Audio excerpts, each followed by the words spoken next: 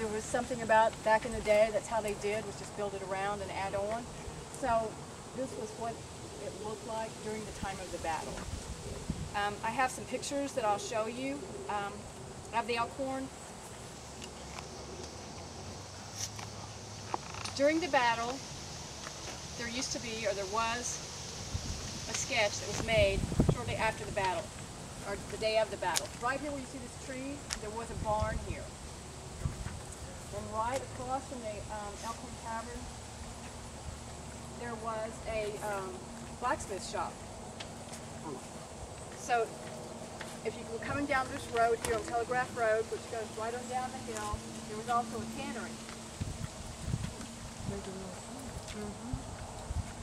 And the Huntsville Road is where you can still get on it today, and it'll take you all the way to 62.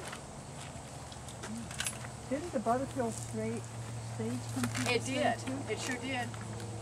The Overland Express, it sure did. Yeah. This is what the house looked like after the battle. The Coxes, Mr. Cox was not here during the battle. And so Mrs. Cox, her children and their slaves took refuge down in their cellar. And then when Mr. Cox returned, he was away selling some cattle. When he returned, they hid out in the cellar and they left, and they did not return until after the war. When they came back, they found that their house had been burned. And the rumor of that was that it was the Confederate rebels who burned the house. And the only thing left standing was this southern chimney that you see here, and the fireplace was the only thing there. So they rebuilt their house to look something like this, and then as the years progressed, they added on to it. This is the southern view, and they took the porch out much further, and they added on to the back. And I don't know if he's got the pictures out in there. He may have them out in there. And then this is the front view. They added a really large overhang or eave and large pillars in the front.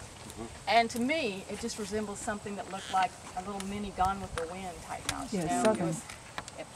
And as the times changed in their homes, they just built on and added on rooms. And then when this land was bought by the state of Arkansas and given to the federal government in hopes that it would be made into a national park or some sort of a allegiance to the soldiers who fought and died here. And